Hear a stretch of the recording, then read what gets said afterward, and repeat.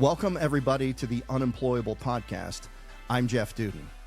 If you got your start in the plumbing industry by marrying a plumber named Hot Rod and joining him after the death of his partner to clean up the books, if you learned from mentors how to implement business planning, pricing, and financial literacy, and became the president of Benjamin Franklin Plumbing and the co-founder of the fast-growing drain cleaning franchise Zoom Drain, and today is helping ServiceTitan build their business in the trades, your name can only be the incredible Ellen Rohr. Welcome. Hey, that's a great intro. There you go. I've been doing this for 40 years. It is. I've been doing this for 40 years, but those are the key points. So that was awesome. Lovely. Thank you. Well, you're easy to find and fun to follow. Well, the way I found you, I think, is funny too. I was at the event in West Palm Beach for the college. What's that called? Titus. Okay, the Titus Foundation, who does a lot with young people trying to find their way into franchising. It's such a great event. And I'm watching you speak, and I am texting my friend Howard Partridge. I got to introduce you to this guy. His name is Jeff Dudan. And of course, Howard says, oh, we know each other. We're partnering on a couple projects. And I'm like, of course. So yeah, right away, I couldn't wait to introduce you to my circle because I knew you were something special. So I am so happy to be here. Well, when I watched you up there speak, I had the same feeling. I said, I have to meet this human. I have to meet her. Well, we have a river that runs through us, right? That is the same, and that's helping people and then just absolutely being in love with the trades and home services. And we're in a good place right now. It's been very good to us. Yeah. I have a question for you. What is the one thing a service business can do to give them the best lift and make the biggest impact in their results? Something that you find small businesses are not typically paying attention to. Keep in mind that there is an expression, to the man with a hammer, everything is a nail.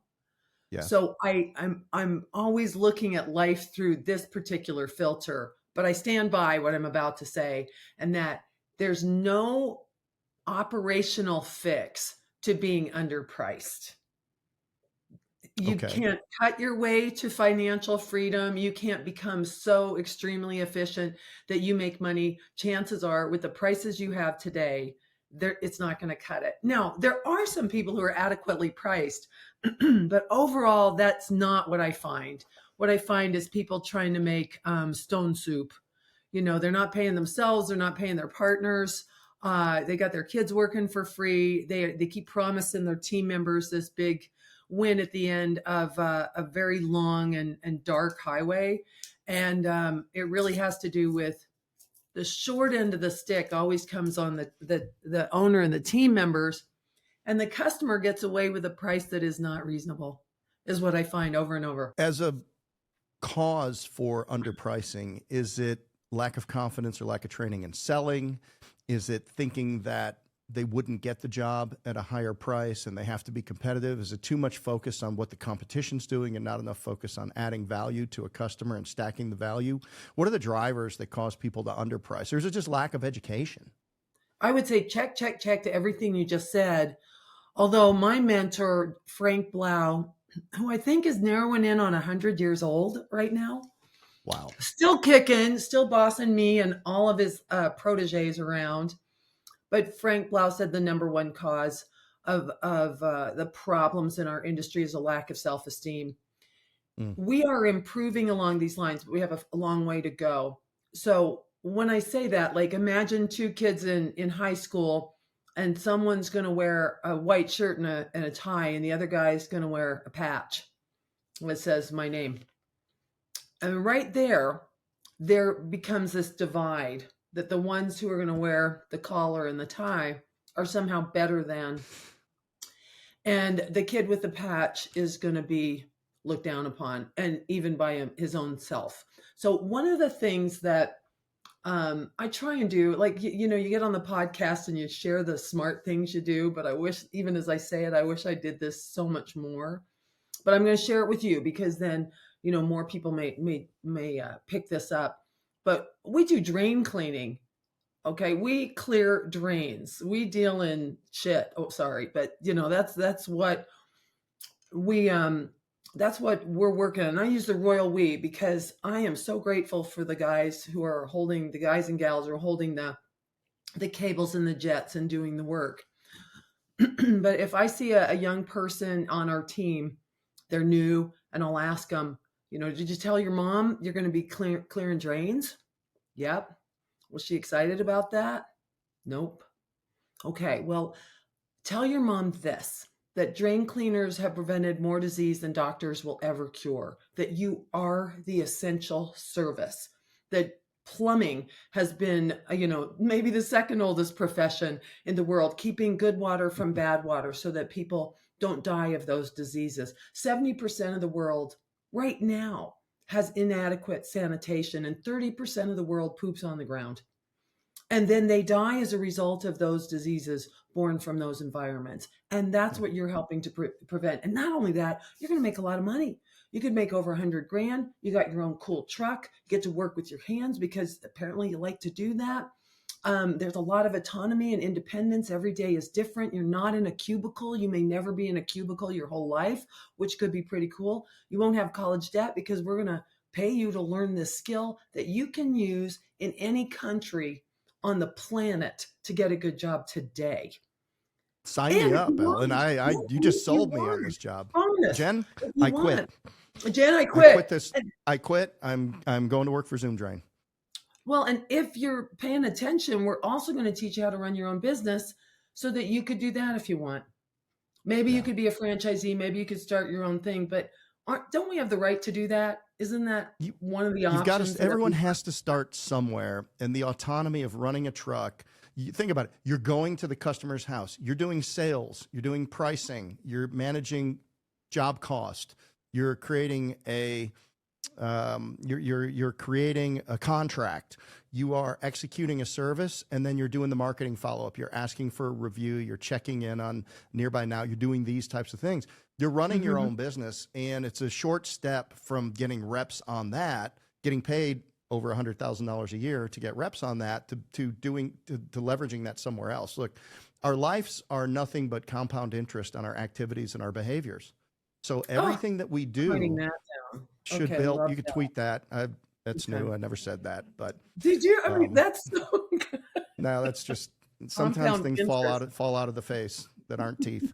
But look, and you've been on a lot of construction sites, and you're president of we've all been on construction sites. So I want to go back to self-esteem, since we're off the rails just a little bit. Which is the most arrogant trade? You might not want to answer that in your role at ServiceTitan. But I have an opinion. I know you have an opinion. Do you not?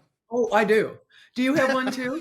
Oh, I have a strong opinion based on 25 years of experience in construction sites.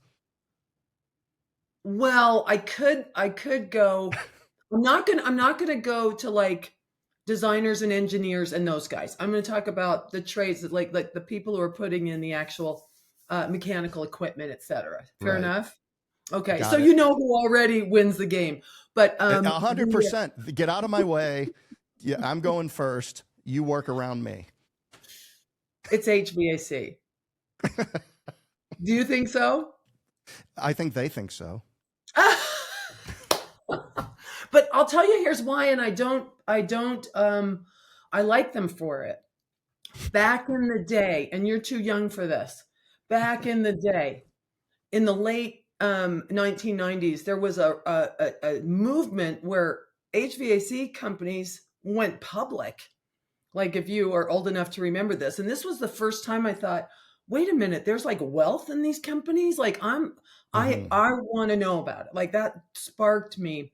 But Jim Abrams, John Young, Leland Smith, Ron Smith, these guys, they were the granddaddies of these moves. And there's so many others, but they saw the potential of the trades way before a lot of folks did. So what they started doing was raising their prices and improving their marketing and their sales techniques.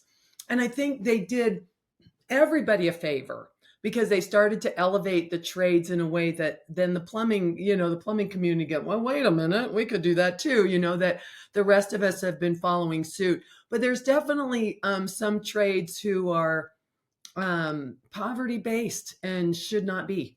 That the self-esteem thing, it really depends on people leading the way. You can't be something you can't see. So, women in the industry are really exciting. We are still so underrepresented.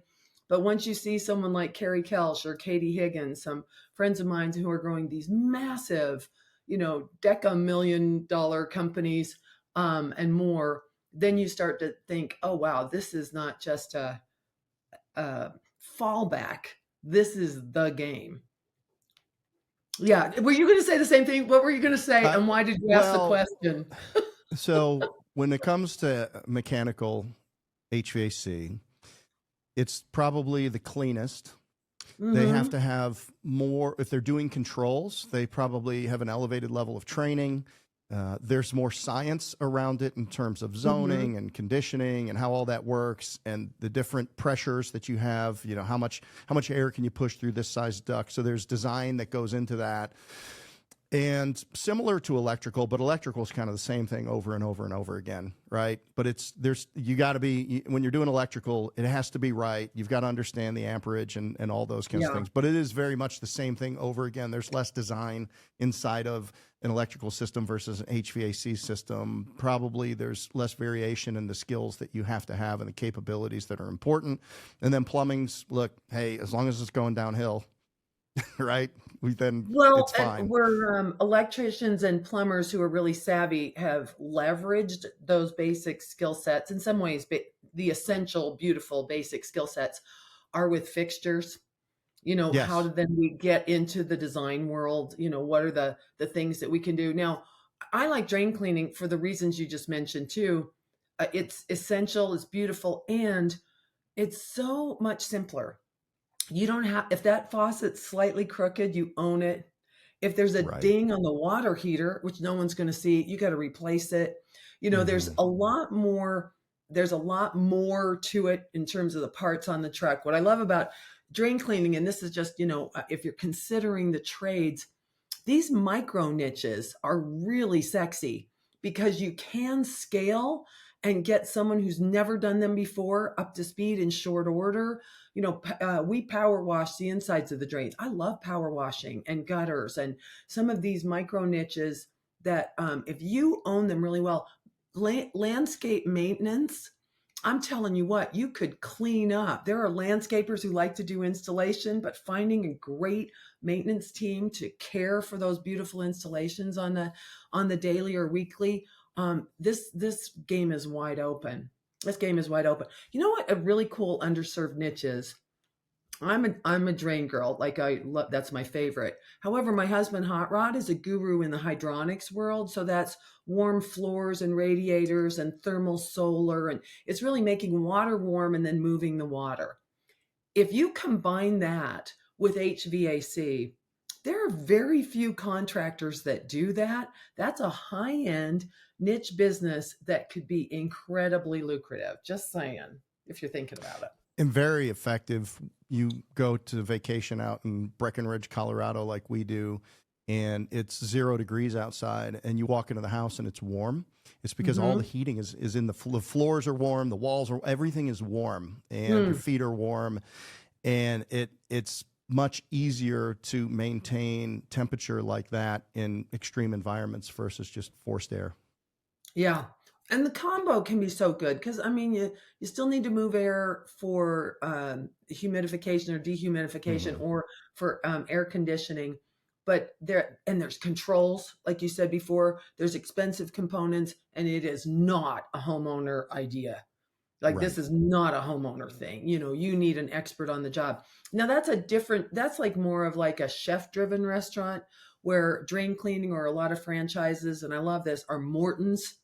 You got a kid back there cooking steaks on a procedure, and that's why they can scale Morton's. It doesn't need a chef. Right. Whereas, but that depends on what you want. I think if you're listening to Unemployable, which is the best name ever for a podcast, you're maybe mulling about, well, what niche would appeal to me? I think another thing I've learned, and this, let me know your thoughts on this. When we go to seminar and we look at the guys on stage, I sometimes see people in the audience thinking, I want to be that guy. And Jeff, you didn't get where you are wanting to be anybody else. You wanted to be the best version of you, right? Now you can learn from mentors, but one of my encouragements is to remind folks that no one's senior to you in terms of what you want. Like, you pull all this information through your filter, and then you decide, yes, a guru or a consultant or a group may stretch you and put you out of your comfort zone, but it shouldn't cause you to lose who you are, and in any way ask you to compromise your integrity or what you know is true or what you want to do. What do you think about that? Because don't you see that too, where people just, I'm not like that, he's like that, and somehow you abdicate your dreams? It's critical if you want to be happy, because comparison is the thief of joy. And I believe that envy is the enemy of enlightenment. If you spend your time wishing you were somebody else, wondering why they're 5 years younger than you and their business is twice as big as yours, make excuses for why maybe their parents helped them to get in that business. Maybe it was a family business. Maybe he got lucky or she got lucky or whatever it is. Now you're sitting here spending all of your energy in a negative way, when what you need to be doing is going up and walking up to that person and saying, hey, my name's Jeff. This is what I do. I've got a business that does this. I'm really impressed with what you've done. What experience can you share with me for somebody where I'm at? And I don't care if they're 10 or 20 years younger than me. I mean, Tommy Mello's 42. Okay. He's a kid. He's a pup. He's a monster in terms of what he's building and the way that he operates. And I look to him and I'm 57, but I look to Tommy to pick up clues on how to be a better operator. And I'm not ashamed about it one bit. Nope. I love that. Another thing that, and Tommy and I are going to Australia this week. We've got a ServiceTitan presentation, and Tommy, he's the headliner at the Australia experience coming up on Monday, which is I'm super excited about. But Tommy and Ken Goodrich and I did a podcast. It was great. And, Ken is, everybody's younger than me, but Ken is more of my compatriot. And then we have Tommy, who's just a kid, and I've known him a long time, maybe 15 years, and just love them both.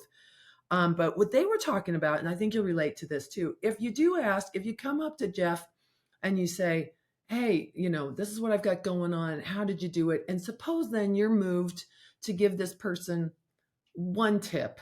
You know what? One thing I did that was really great is, like in my case, it'll be, figure out your numbers. It's your money. Become a better financial steward, and you're going to have to raise your prices. Are you down with that? Because if so, things are going to get easier for you. So let's role play this a little bit.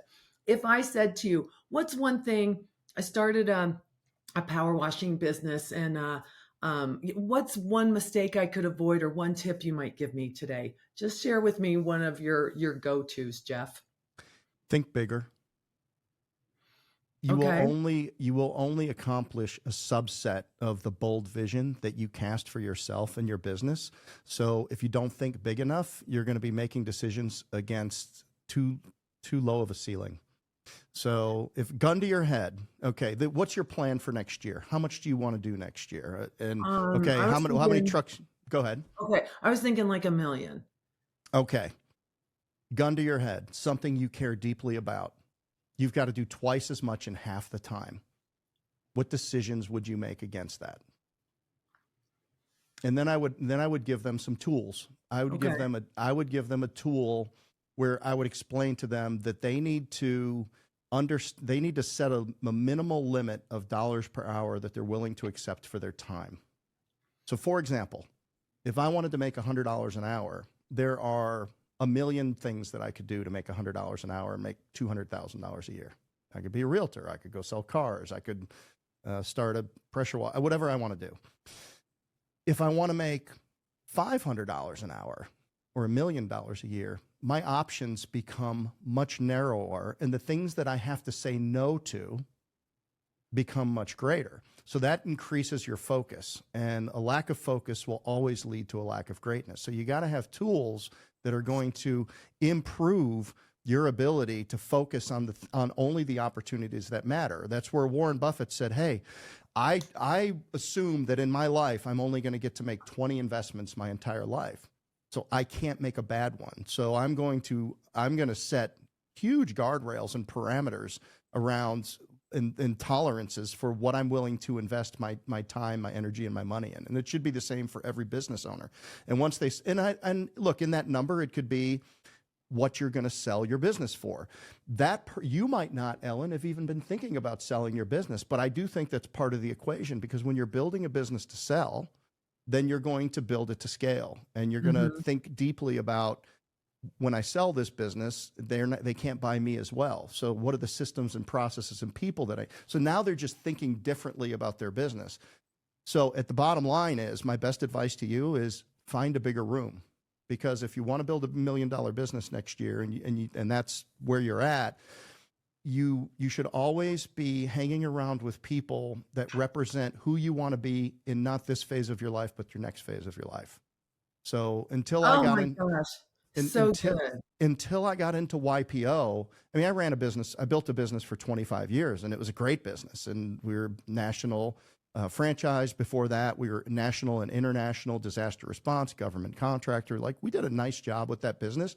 It served all my needs. I never had to do anything else. I was fine before I even franchised the business. It was a very valuable business, and it was providing for us very well. But then I get into this YPO, Young Presidents Organization, and I realized that I'm the only one in there that hadn't sold a business. So now I started thinking, well, what if I did sell my business? What would that mean for me? Now I'm thinking differently. Well, I could probably get it sold. I started thinking at 47. I said, well, I could probably get it sold by 50.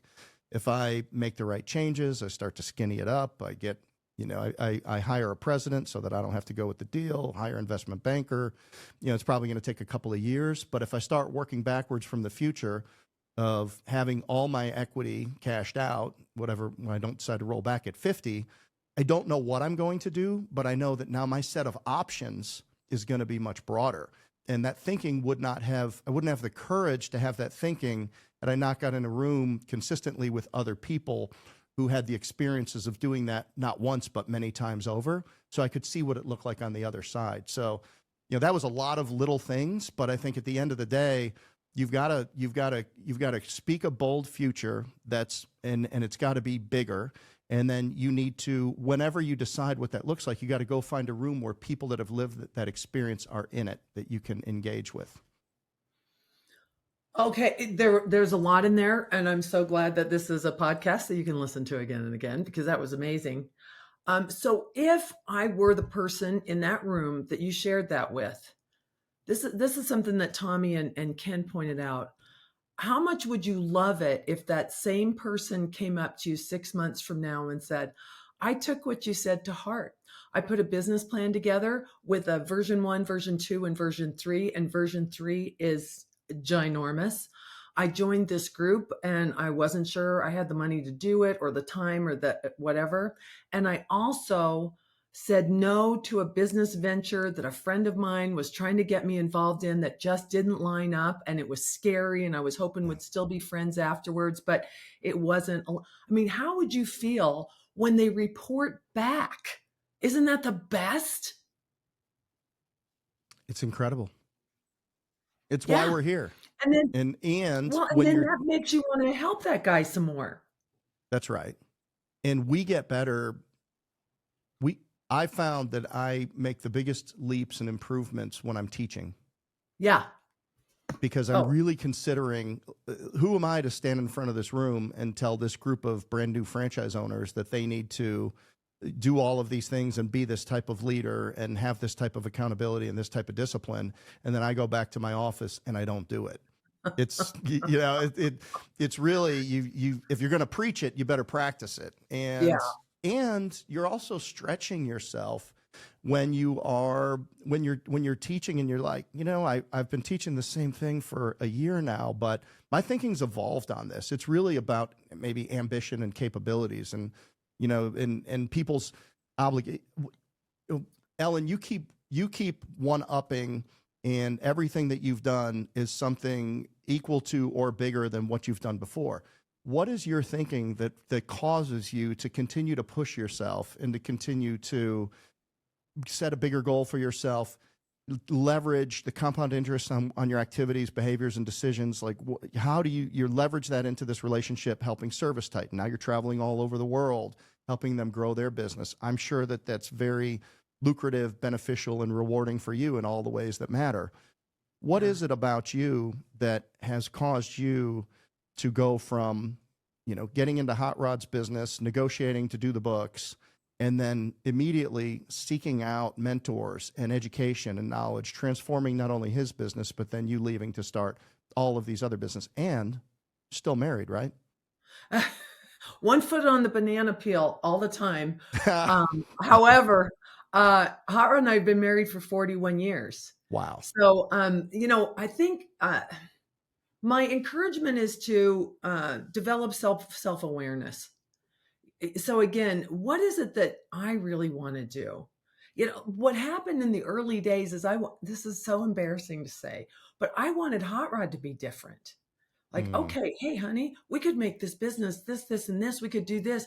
And then Hot Rod just has always been someone who doesn't do anything he doesn't want to do. Just no. And I wanted him to be different. Now, where's that going?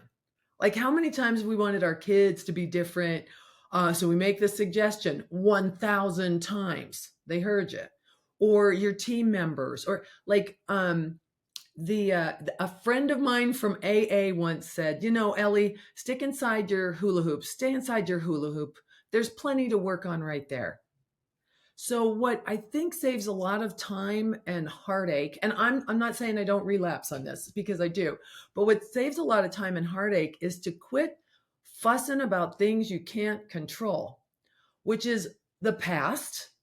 Like, the point of power is now. Like, if that same person came up to you 6 months from now and told you why they can't grow their business because their mom does their bookkeeping and he can't fire his mom, like, I am up to here with that. I don't even want to talk to that guy anymore. You go figure some things out. But anything I told you already was like water off a duck. You don't need me right now. Right. I'm here when you're ready. But like, I'm too old to waste time with shame, blame, excuses. Like, I don't care about those conversations and I know, like, you got to go through stuff, have a therapist. I'm not your therapist. Like, I do therapy, but I'm not going to burden you with that. You know what I mean? Like, there's relationships in your life that can be useful in this journey to self-awareness.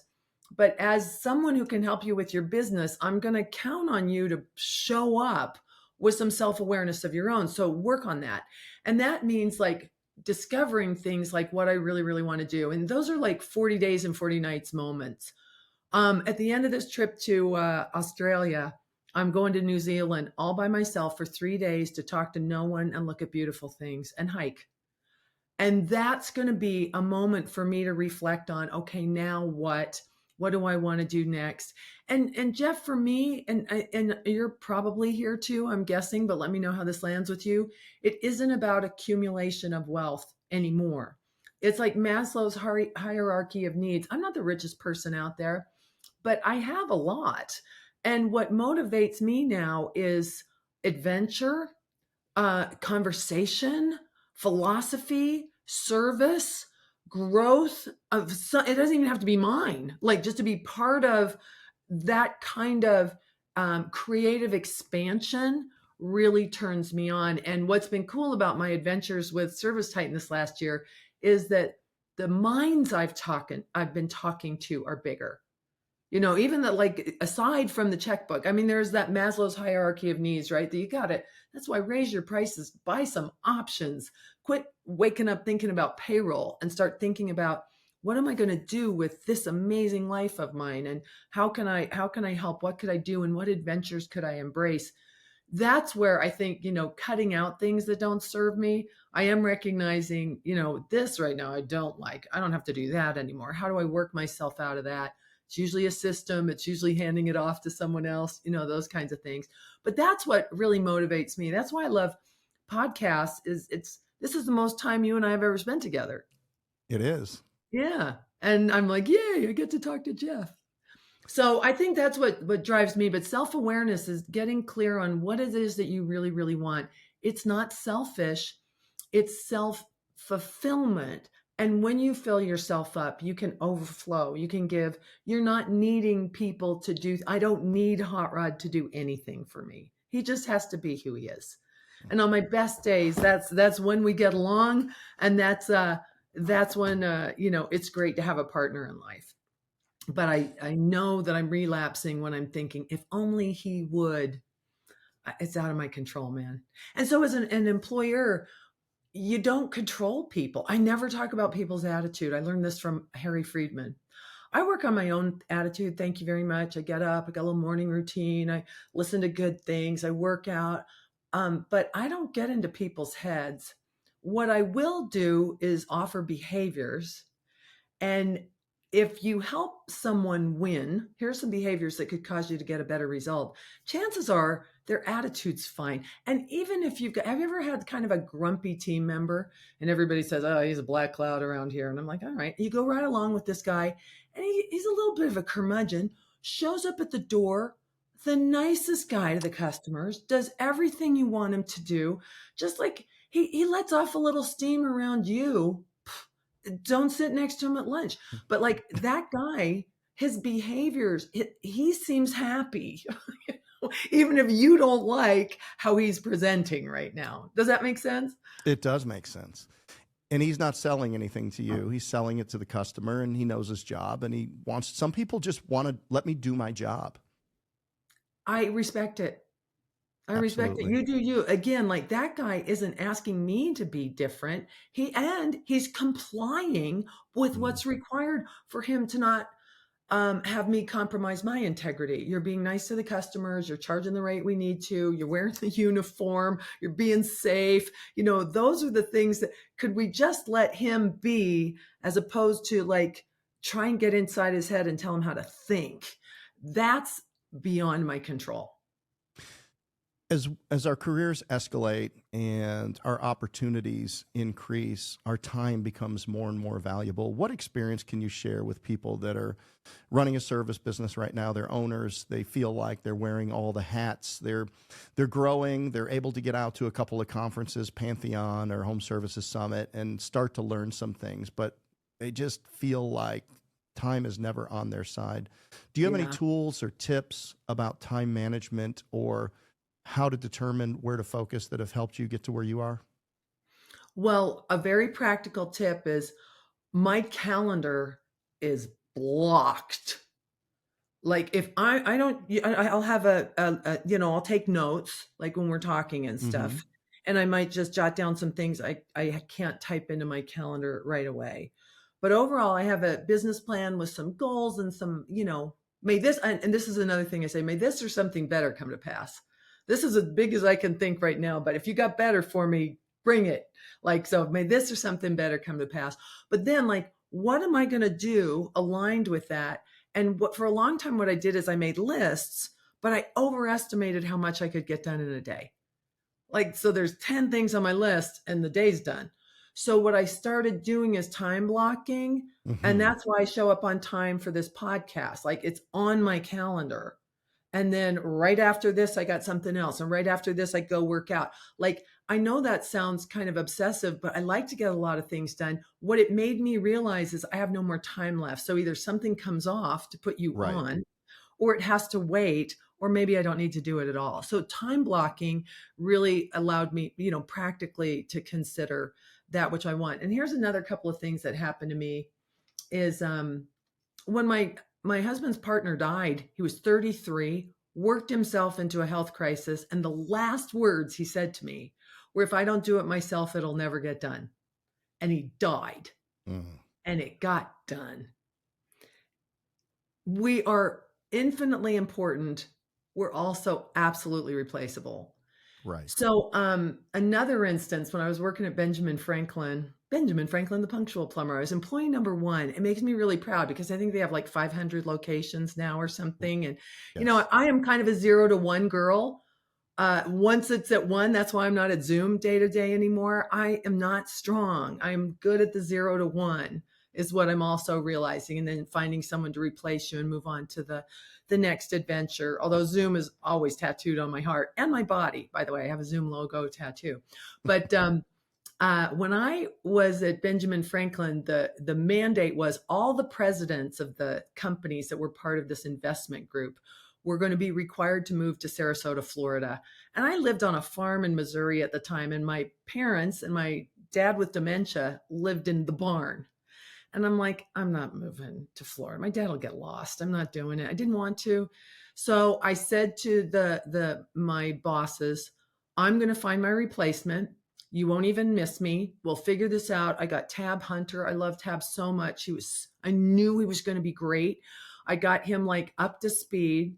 And then my last day happened and I let everybody know I'm a phone call away. Just let me know how it goes. Jeff, my phone did not ring. Wow. Did not one call, not even Tab, called me. And I just went, you're just always replaceable. And it's freeing. It's really freeing to know that. It's humbling. Like, they'll be fine. So when you say you don't have enough time, if you're at the conference, you know what? Tell them, I'm going to be busy all day. And whatever trouble you cause, I'm here for you. We'll get out of it. We'll dig out of that hole and we'll make a story out of it and we'll make a customer happy. I will back you up. Just make decisions today and I'll check in at 5:00 and you let me know how it went. But if you just let them go, right, they'll probably do great. As long as they know you're not going to be micromanaging the second you get back in the door. Like, okay, that was a disaster. I love problems. Let's see what we can do to fix this. Is the trust that you can work towards to allow them to make better decisions without you. Does that make sense? It does. Our conference is called Homecoming at Homefront Brands. It's in 2 weeks. And we'll have over 400 people there. And we've already touched on one thing that's going to be a focus of our conference is pricing. I don't know if you know Casey Brown, but she is one of the country's leading pricing experts. Her company is called Boost Pricing. And she is an amazing speaker. She speaks every year at the EOS conference, 5,000 people, 10,000, however many people are at that conference every year. And she is somebody that you should know. And we have her keynoting our event. And her take on pricing and just the power of pricing 1 or 2 or 3% versus just saying, well, I'm going to cut 5%. Don't cut 5%, because the impact on your bottom line of a modification to top line is so material. It's just, I mean, if you make 10% on the bottom line and you cut your pricing 10%, I mean, you just took off, all your profit, it's really material, and people don't think about that. They're very cavalier about their pricing.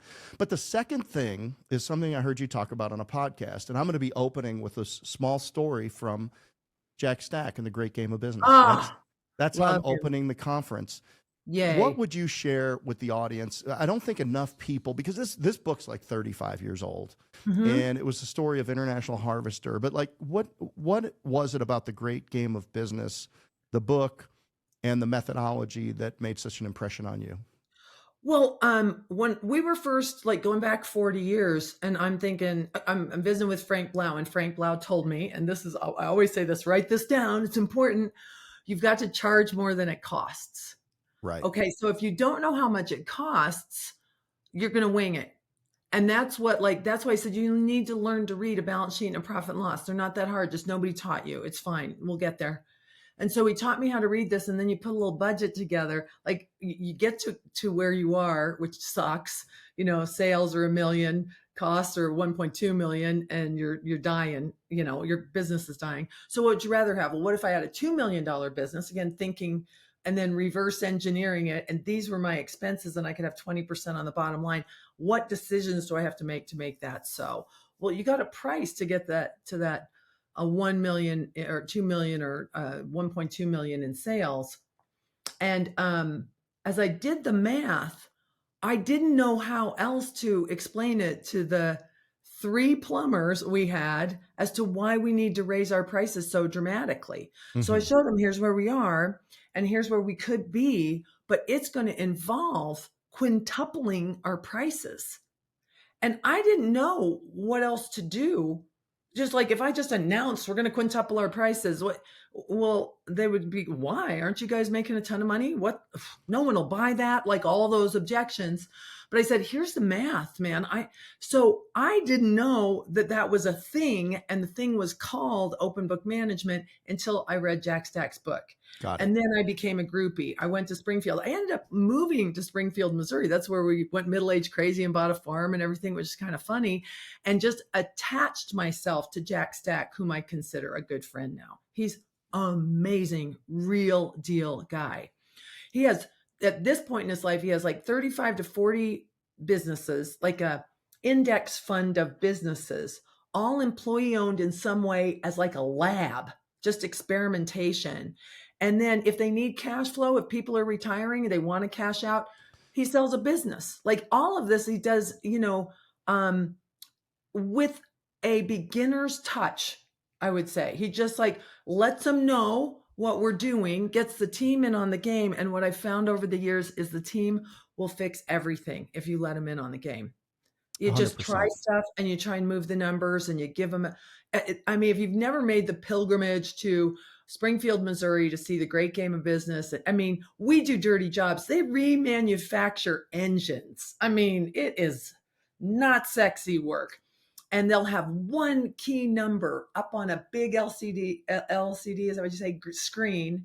And if the number is red, that's bad. If it's green, it's good. And if it's red, someone on the factory floor will come up and say, what do you need? How can I help? It's beautiful. So I didn't know that it was a legit thing. And then I'm like, oh, so people do this?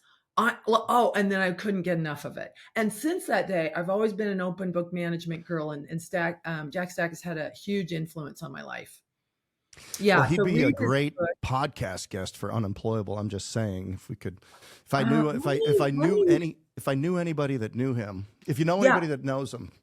You know what? I know 2 guys over there. One is Steve Baker, and Steve Baker's going to say yes for sure. And he is funny and has been one of Jack Stack's right-hand men his whole life. I will get you these numbers, and then I'll ask him to ask Jack. I usually do that off camera, but that's fine. But the story was they were about to go out of business. And they had a massive problem, and there was no way to save them. They were just going to shut down. And they said, well, the employees basically stepped up and said, well, we're wasting all this money here. We're doing all this. And then they had to work. I forget the exact story. I'm going to brush up on it prior to homecoming. But basically, do you remember exactly the situation? They had these orders to place. I think there was some Russians involved, and they just couldn't get these. And they basically had to fulfill this order. And if they didn't fulfill the order, so the employees just got together and created an entire new system to be able to accomplish the order, and they somehow barely scraped by to survive. And they were like, wow. They did that like every day for a while. But what happened is Jack Stack, this is how I understand just pieces of the story. So Jack Stack was mid-level manager at International Harvester and tired of the brass coming down with some management flavor of the month. Okay, your team needs to do this. Your team now needs to do this. And none of it seemed to be working. When people complain about interest rates, I lived this. I graduated from college when interest rates, and you're trying to buy a house, interest rates, the prime was at 18. Like this is when this was happening, right? So this took down a lot of businesses, including International Harvester. So Jack Stack says, I've had it. You want me to now let go of these 114 employees? I'm going to buy this branch. And so he gets all of his friends and family together, and he comes up with $100,000 total, and he owes $89,900,000 to the bank to take over. Like the story is ridiculous. And then he learns that the bank won't lend him money, but he doesn't understand why. So this is such a good idea. So he keeps asking the bankers, what are you looking for on my balance sheet? Why are you saying no? Tell me with the numbers, what ratio are you talking about? And he said, that's how he learned to read a balance sheet and a profit and loss. And then he put the those scorecards up on the board, and he assigned a person to every account number and said, you're going to report in on it in the huddle. We need cash, sales, and profits every day to keep them from shutting us down, like the bank coming and collecting all these assets. It's such a good story. I'm so glad you're inspired by that. So I'm just moving around. Can you see the sun's kind of following me around my office? Where are you sitting today? The sun just always finds me. Mm-hmm. Where do you live, Ellen? Where are you sitting today? I live in Utah. So that's, in fact, we came back to Utah. That's where we had our business a long, long time ago. But my son and his wife and their daughter moved back to Utah. So did we. So we sold the farm and then we came back here, and I love it here. So that's where I am right now. So I'm excited about your event, and I'm super excited about Casey Brown, because, okay, here's another thing that's really resonating with me these days. So you get your numbers in place and you have your scorecard, and then you have meetings about the numbers, and you go, well, we need more sales. That's offense. We need to manage these expenses. That's defense. We need this amount in EBITDA because we set that goal. You make it up, but here's the game. All right. And now there'll be chatter in this meeting, but it doesn't go anywhere. So every week we say we need more sales. Like, if I can't tell you how many board members have told me we need more sales. Oh, you're kidding, right? Okay, well, what are we going to run a contest? Are we going to raise our prices? Are we going to train our team members on better communications? Are we going to improve our price book? Like, there's dozens of things we could do to impact sales, but those are projects. And I don't know if you can see this. Like I got a list of my favorite books here, and right on top, I collect books, and right on top are these two books. There you go. And I am obsessed with project management. Jeff, the mundane work of leadership is getting projects done. Yeah. So for the audience on Apple or Spotify, that was what the heck is EOS, which is the Entrepreneurial Operating System, and then Traction, which is kind of the operator's manual for Entrepreneurial Operating System by Gino Wickman. Yep. Huge in franchising, huge in businesses between $2 million and $50 million. It's really about 7 simple 1 or 2 page tools that anybody can implement. And I run Traction in every business that we launch, and big or little. And it just keeps you on track. Absolutely. And so then you, again, to get this picture, if you aspire to be a serial entrepreneur like Jeff, you go to those strategic meetings, and you might occasionally go to the L10 meeting. Mm-hmm. And then you go to every quarterly thing.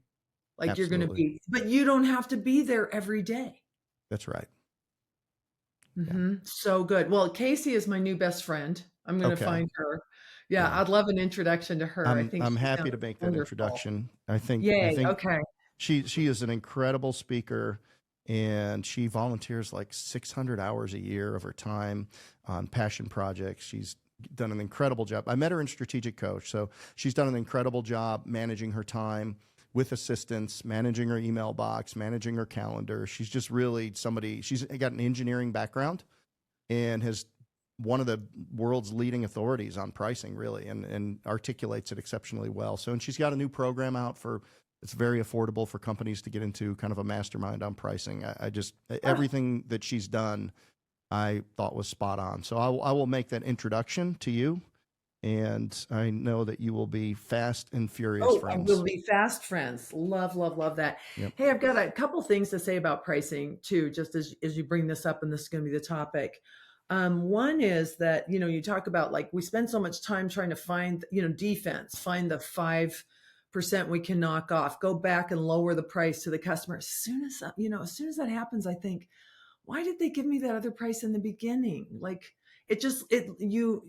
now you wonder, should you say yes? I don't, just like stand tall on that, on your price, and there's work to be done at your company. I guarantee you can get better sales if you focus. My best advice on pricing is don't let your lip quiver when you deliver the price. You can bite your lip. Yeah. Give it with confidence. This is what it is. Yep. And then just shut up. Yep. For 10 hours. I'm not going to talk next. But those are techniques that I learned. Somebody told just the next person to speak is your customer. They're going to either say, yes, let's go. And you're going to say, and I always say, great, you've made a good decision. Here's what happens next. And then we go. Like Right. it was selling a franchise or whatever. Like when I've asked, or they're going to say no. And then you might ask them, what made you say no? That now you got something to work with. But I'm not going to talk next. That's a trainable behavior. I learned that, right? So there's ways you can improve it. But if we have time for a little story, my good friend Dan Holohan, I hope Dan somehow finds it, put his name in it if he's ever searching for him, that he gets it. I talk to him usually once or twice a year. I love him so much. And he's a hydronics trainer, so that niche I was talking about, like warm water. He is probably the premier voice in that industry. And my husband and I both learned a lot from him. I learned a lot about how to communicate because he's a dazzling writer. He writes for a lot of the magazines still, and he's just amazing. You can find him at heatinghelp.com if you're interested. But he tells a story that blew my mind once. And this was the point of his story, but I took it a different way. He said, there are no boring topics, only boring people. So you can find anything, no matter how mundane. And if you think about it, you're going to find something interesting about it. And then he picks up a copper elbow. So we all know what a copper elbow is. Sometimes it's called an L, sometimes it's called a 90, but it's a little curved piece of copper. Mm-hmm. And it's a piece of pipe fitting. And he said, now imagine this started somewhere, like in a copper mine in Chile. So some miner down there with a headlamp, maybe with, I don't know what kind of tools this guy would be using, but he's literally scratching copper ore out of the earth and maybe loading it into some rickety truck in the darkness, and there's just his miner's lamp. And then he moves this on some track, and it ends up at the opening at the mine, and then somebody lifts it into a truck, and that truck is up in the mountains in Chile. He's coming down the hill and maybe kind of losing control, and what is happening with this guy? This is amazing.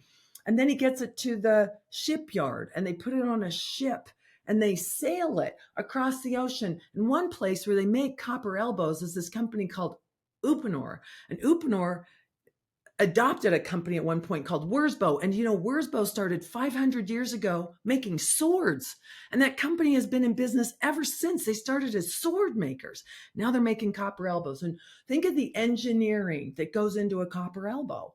There's machines, there's infrared, there's all of this, and they boil it and mold it and do whatever all those people, all that factory work, all that engineering, and how perfect it is. How rarely a copper elbow doesn't fit. They're amazing. There's billions of them out there. And then they package it, QR code it, whatever, put it on another boat, put it on a plane, put it on a FedEx truck, and they deliver it right to your shop. Isn't that fascinating? And as he was telling the story, I was thinking of all the families that are involved with all of those people in the warehouse, on the FedEx team, that entire chain of distribution. And then it arrives at the contractor's door. And then the contractor is responsible for pricing to support that whole chain. And he says to Mrs. Fernwicke, the price is going to be 10 grand. And Mrs. Fernwicke tells him, I just overspent on this Italian marble counter. Could you shave 5% off your price? And he does and takes a hit for that entire worldwide channel of production and distribution. And that's wrong. That's wrong. You are responsible for them. So there's another story for you. And it's Dan Holohan told that story much better than me, but I have never lost it. Look, prices only go one way, and you got to price right, and you got to price proud, and you got to stand behind. You got to believe that the value that you are delivering is worth what you are providing. And if you can get enough leads, you can do enough quotes where you don't have to compromise yourself to take jobs that are lower than margin. Look, one of the things I learned, a piece of advice from somebody, and this was probably, I don't even know who said it because it was like when I was in my early 20s, but they said, if you're going to be broke, don't be tired too. If Ooh, you're going to be broke, you might as well be sitting on your butt, I'm writing that and that. sitting on the Okay, bro. shore, fishing, doing something, but like don't hustle 70 hours a week to be broke. I've been broke and happy. Yeah. Yeah, when I was a kid, like I had all my money in a jar. It was a peanut jar, so my money smelled like peanuts. The peanuts weren't in there anymore, but the peanuts were, and I had Do you all the ever money in the world in a peanut pay jar. anybody and put them into epileptic shock from that's the peanut allergy That is that you could change have. lady. I didn't even think of that. No, Yeah. I You worked probably in a lot killed of people. restaurants. I had cash, and I was not tired. I was having fun. But those days passed too. Like, you get to change your mind on things and do different things. Hey, I love you so much. I've enjoyed this time together. Thank you for asking me to play. And I'll get you in touch with Steve and hopefully Jack. Okay. That would be a big score for sure. So let's see Okay. what we can do. That sounds great. You've got to go now? Do you got a hard I stop? don't. I don't. I'm just knowing we're getting close to the top of the hour, but I'm okay. Oh, that's fine. I want to, Let me double if you have check. Let me check my calendar to make sure what I've got at the top of the hour. Oh no, should, I've got another hour. I've got another half hour with it you. should be us. Gabrielle set us up. I'm sorry. Yeah, I'm That's, looking at my calendar right now. We're that's no good to go. problem. We won't go Okay. much longer, but I do want to get from you as someone who is really at the forefront of technology in the home service industry, particularly in the trades. What are some of the biggest things that you see happening right now? Trends, threats, challenges, maybe some opportunities for people. Personally, I see a lot of opportunity for consolidation. So for people that have the courage to start businesses within a franchise even, I mean, private equity is going through the brands into the boxes. We've got some very advantageous resales going on right now. And it's not that the people want to get out of the bit. I mean, and we've only been a platform for we're in our second year of trading, really only been a platform for 3 years. And we already have some people that have built significant businesses, and they are getting some offers that they just can't refuse for their businesses already. And we're helping and allowing those to go through. So consolidation is definitely one thing that is an outcome of all of this growth and all of this technology. But from your perspective, like, what are some of the few most exciting things that you're seeing right now for the home service industry and people that are operating in it? Well, we've got time, so let's settle in. These are two of my favorite topics, and they definitely are intertwined. Let's talk about consolidation for a minute. Again, I like to read. I like to listen to books. I think most business books could be shorter. They Sure. make their point, right? Yeah, that's my book However, is called Discernment. uh-huh. Could have been a pamphlet or an article. That's what it's. That's the subtitle. There's just something about the heft of a book. Like, can you make it 200 pages? Sure. But I get that. But there's a really good book written by Bo Burlingham, which he is the co-writer of The Great Game of Business. He is. Bo Burlingham is a brilliant business mind. He's been writing for Inc. magazine for 100 years. And he wrote this book called Finish Big. Mm. And it's a very approachable book. And his thesis is, the day you start your business, you should think about how you're going to exit your business, because everybody exits their business. You're going to die. You can't take it with you. And there's different reasons for selling. And there's, maybe you want to maximize wealth. Maybe you want to create some kind of legacy that one of your 9 children may be interested in. Maybe you have key employees that you really want to set up in some way. Maybe you want to start some adjacent businesses and create like an empire, not unlike what Jack Stack has done, although so many of his businesses have nothing to do with each other. They just all, sales, profits, and cash, man. But so what do you want? Again, my favorite question: what do you want, and why do you want it? There are ways that you can sell your business. And I've been involved in probably 50 or more deals, either personally or tangentially. Like, I've been part of the company or as a consultant, or it's been one of our franchisees or something like that. No 2 deals are alike. Right. There's always a little bit of nuance to a deal. And I love the game of buying and selling companies. So one thing to keep in mind is buying companies is an option for every contractor. every business owner. So even if you have no money, you have less options, but you could craft a deal for someone who's going to shut their business down and say, hey, how about if you point that phone number and website to ours, and I'll pay you 10% of sales that come in through your leads forever. I mean, you'd spend that much on marketing and you give someone an honorable exit. They get to sell instead of close their business down. And most businesses are not really saleable. So you could consolidate yourself. So when you read a book like Finish Big, you want to look at it like, I could buy a company as well as I could sell a company, and you just get more educated. And these are just pieces of the game. The game is bigger than just your business. And then another must-read book, I think, is The E-Myth. And our friend Ken Goodrich wrote or co-wrote The E-Myth HVAC contractor, the E-Myth for contractors. Michael Gerber is definitely ahead of his time, and his voice is in my head. When I was starting Benjamin Franklin, I listened to his CD nonstop, because his philosophy is that you create systems so that ordinary people can do extraordinary things, and then extraordinary people can rise and go as far as they want. So that kind of philosophy of building a system-based, a Morton's-based kind of business really resonated with me. Didn't need me. And Jeff, I've never been the smartest guy in the room, far from it. Do you know how to do that? Because I don't know how to do that is pretty much my party line. So those two books are really, really powerful. So this is a game anybody can play. It's not just for the big guys. The big guys are going to be looking at EBITDA, which is profit. And it's specifically defined as earnings. Earnings is the same word as profit. It's like an elbow and a 90, just saying. So earnings before interest, taxes, depreciation, and amortization. In other words, they push some of those dollars back into profit when they're evaluating your company.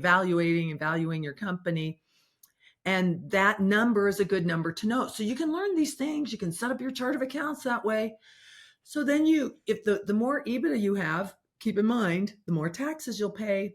But that's the rent we pay to live in this great country. But taxes get added back in when you go to sell your company, like the dollar amount of those taxes. I know I'm getting a little granular here, but you learn the game.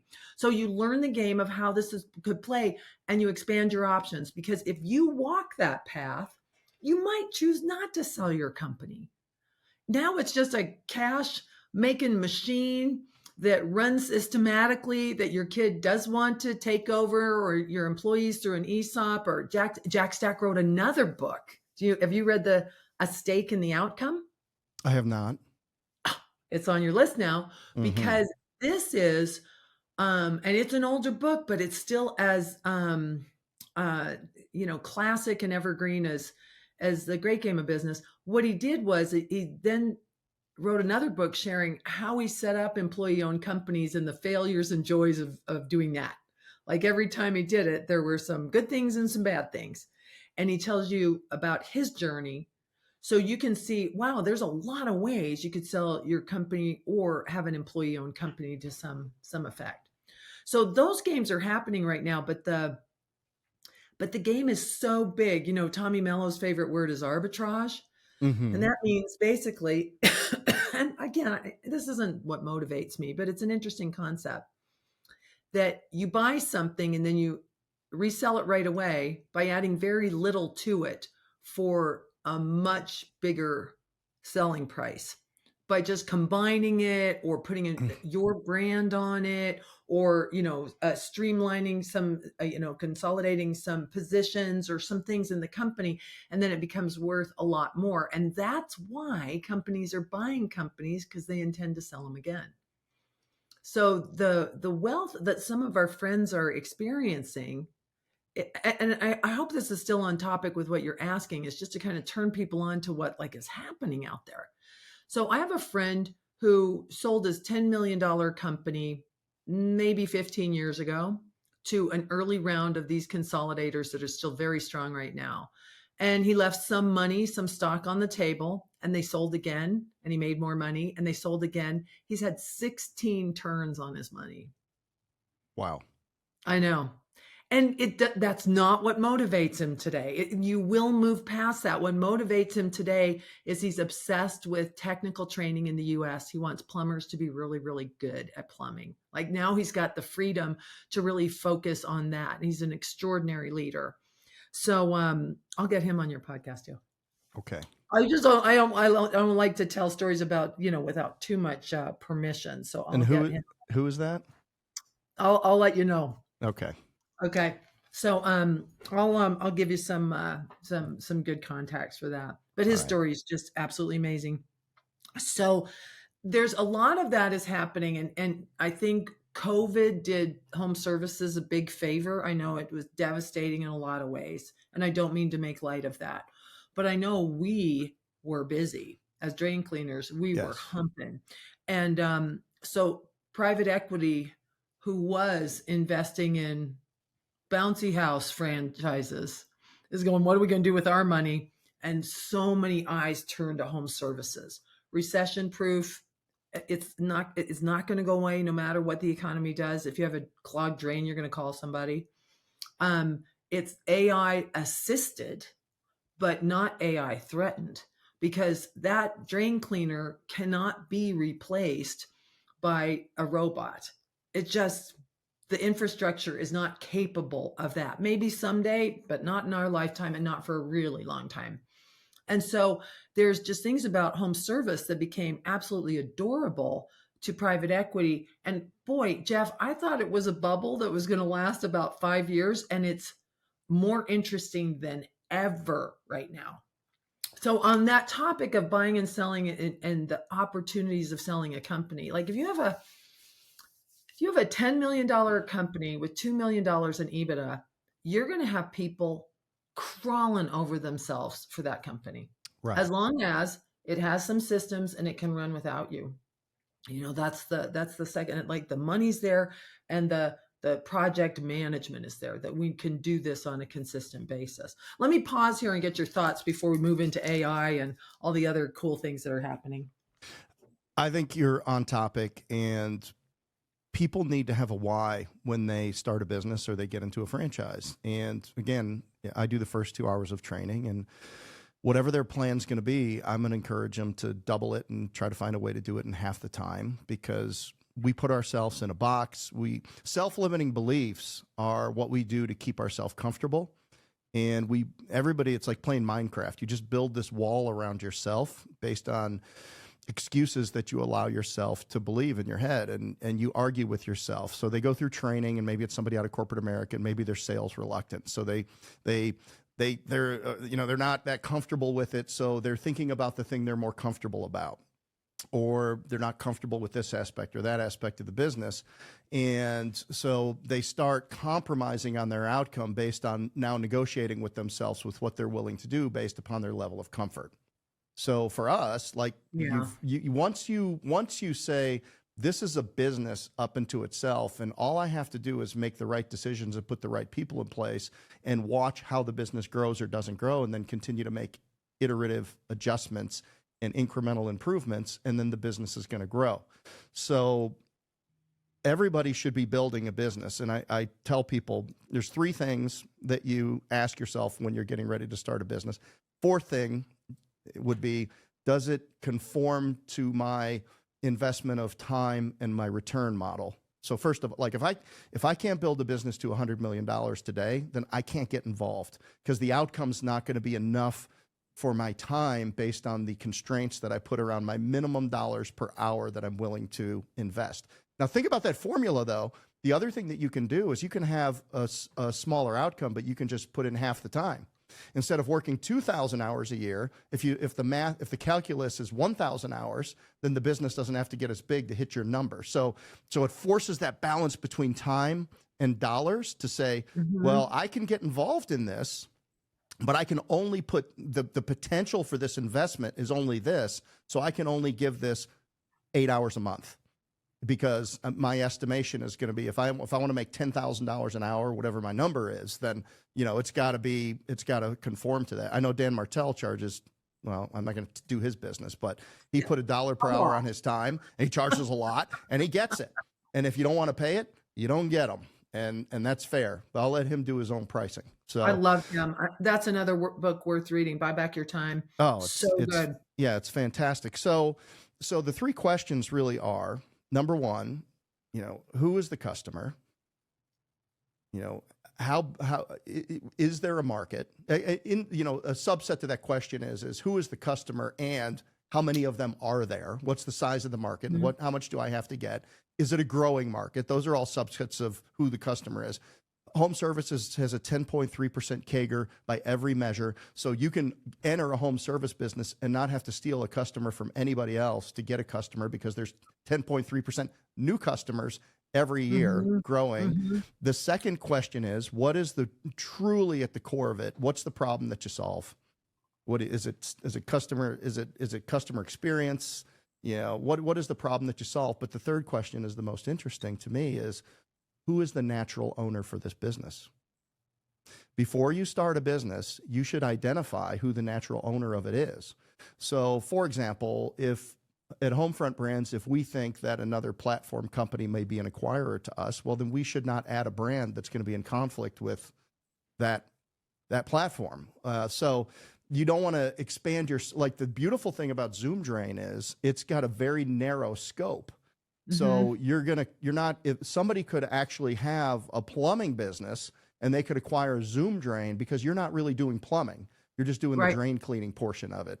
So the more narrow your scope of your business is, creates a broader subset of, potential acquirers for your company. So that's good. Yeah. So good. And it's a community. At Zoom Drain, the heart of our marketing is really referral business. And, another guy to have on your podcast. Have you met John Torres, who's friends with Howard? No. I met him when he did $750,000 in sales, and I was helping him get his books in order. And we were on the phone, and he pulls up his QuickBooks, and I'm like, "Look, there's a comma. He just went over $1 million." It was like this fun little moment. Last year he did, or this current year, I think they're on track to do 55 million. Wow. And all they do is referral marketing. Love it. All they do. I want that guy, because he is such a big believer in that. Me too. And so they have a team of shiny guys who go make friends. They're not even the salespeople. They're just warming things up in his community. And then when someone needs something, very low pressure, when insurance agents need to, gosh, is this worth filing a claim for? Or maybe you guys could just go check it out. We're on the job. They have such a cool model for growing their business. And I love their culture and their company. Is he in restoration? He's in the restoration space? Yeah, it's called Entrusted, ENTRUST. I think Howard did introduce me to him. He's I think great. Maybe in person at one of his events. So I did meet him in person. Amazing. Yeah. I met him we were at Donald Miller's house for a little mastermind group, and he was there. Okay, there you go. Yeah, was I there that time too? I think you were. Yeah, okay. Well, that was cool. How about Donald Miller? I'm not going. You come to my cool house. And we're like, okay. Yeah. Well, all right. Now, what you said, in bigger rooms.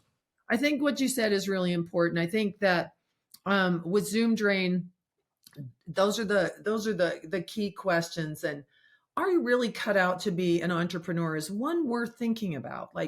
Because there's a guy, it was on Diary of a CEO, Stephen Bartley, his podcast. He had this guy, his name was Monish, Monish, and he's like a billionaire entrepreneur. He's in finance. But he described entrepreneurship really, really well. And just that even if you are well suited, whatever hours you allot to that new venture, you gotta be all in on those hours. So if it's 10 hours a week, it's not you thinking about it. Some of it is you got to craft the vision and get, garner the ideas, but mostly are things getting done and who's doing them. And if no one's doing them, you're doing them if it's going to take off. There is that, you got to grit and go, especially it's just getting that rocket launched, and it's going to take some energy. So whatever time you devote to it, be discerning, to use your word, of what you do during that time. right? That makes all the difference as to whether or not, like if you have another business and you start a franchise on the side, you can't just be listening to podcasts. That's You right. listen as you're driving, you listen while you're at work. But when you're working on that franchise, it's going to be about money, marketing, and people. Like, how do we get this thing absolutely rocking and rolling? I think I love what you said about what time and energy do I have? And now how am I going to spend that time is really important. Yeah. Now, and this is where AI comes in. Should we transition just before we run out of time on this? We've got a couple minutes for that. Oh. And then I have a curveball and I got a fastball for you. And based on our conversation, you might take a while with those. So if you want to say something about it, but you know what? Every conference I go to and every podcast I listen to is AI. I don't know that there's much that we can add right now. I mean, it is massively transforming every industry. Home services has some protection in the fact that there's going to be a human that has to show up and do the service, at least for the foreseeable future. But in the lead generation and the back office, I mean, we're taking advantage of it in all the ways that the world is. And it's going to be very transformational. Yeah. And I think like the way I like to think about it is, okay, look at what a service tech has to deal with all day. What if we didn't ask him to get the address 3 times? What if we didn't ask him to copy down that serial number that's this long and has like, and these guys may or may not, if they're not college bound, some of these tasks that we ask them to do are just not in their genius.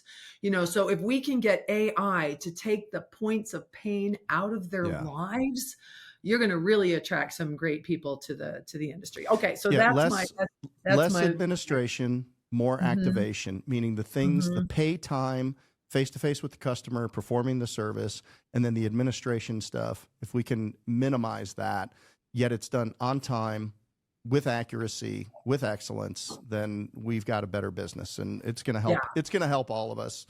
And there's just too many. Look, there's going to be some job shuffling and some retraining that has to go on, but a lot of these jobs are things that just didn't add a lot of value to the process, but they were just things that were necessary. Yeah. Or if you become an expert in that, you won't be replaced. You'll be the most interesting person in the room, right? So there is an opportunity to like, I'll be the guy to figure it out at this company. And man, you're going to have a job forever. Absolutely. Or your own business. All right, Ellen, it is time for us to curveball and fastball. We're gonna tug gently on the reins, and we're gonna turn this horse towards the barn, and in Utah out there. So we're gonna head it to him. But I've got a curveball for you. But before I hit you with the curveball, tell people the best way to get in touch with you should they want to. Okay, go to ellenrohr.com. So ELLENROHR.com.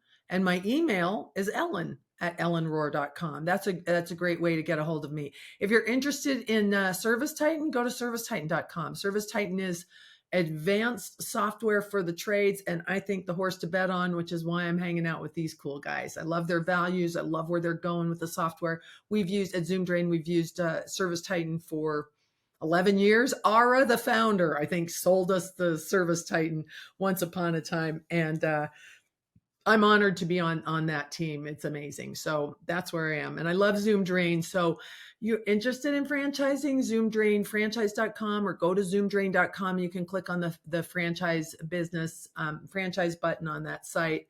I love Zoom so much. And it's an outstanding franchise model. We'll put a link to ZoomDrain right on our homefrontbrands.com website. You can go there first. Yay! Okay, thanks.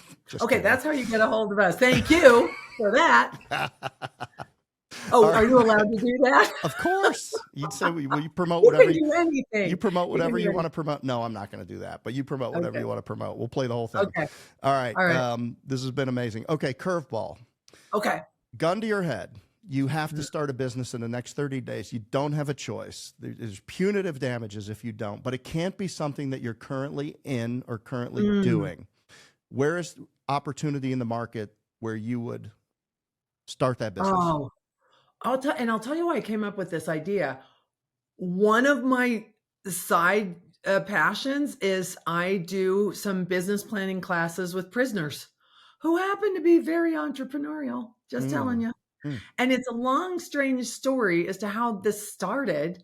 But I fell in love with this one teacher at a prison who's since retired, and then the guys who are in the class. And, like they get out and they got no options, or in the situation you're talking about, right? And they're not hireable. They don't have any money. They're not going to get a loan. So one of the options, and it may take a little help, and this is why I believe in helping a brother out, but I loves me a truck business. So a coffee truck, a food truck, here's what you can do with a truck. You can probably get a loan for a truck.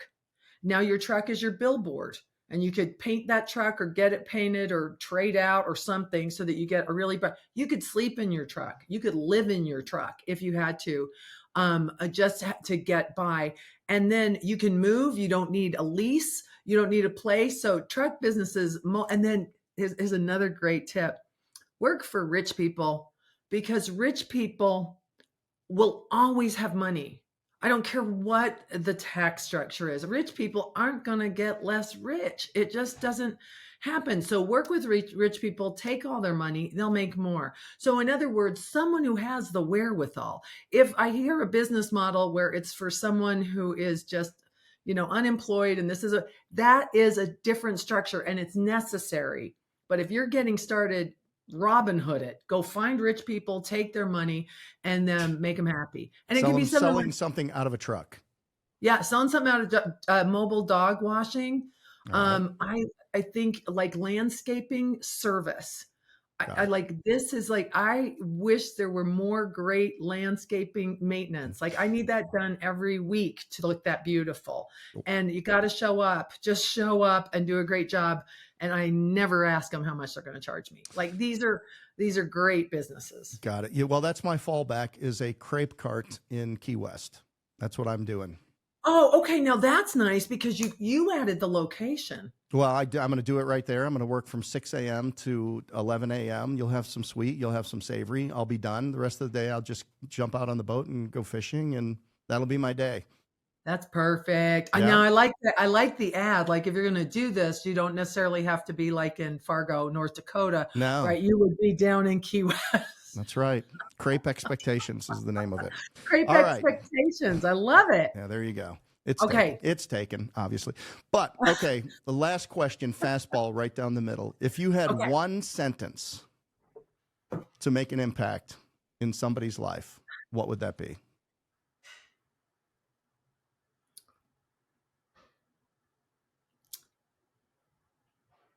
Default to love.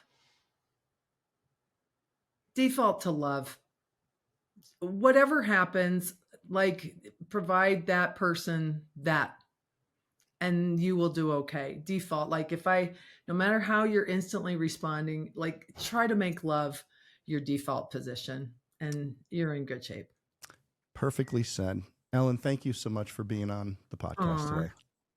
This has been my pleasure. I love you more than ever now, and I'll get you some good guests, and let me know when this comes out. We'll promote it, and I'm super happy to be friends with you. Thank you so much. I learned a lot today. I got all sorts of notes on my thing here. On your Remarkable there. Well, awesome. On my Remarkable. Well, thank you, everybody out there, for listening. I hope you stayed tuned to the very bitter end.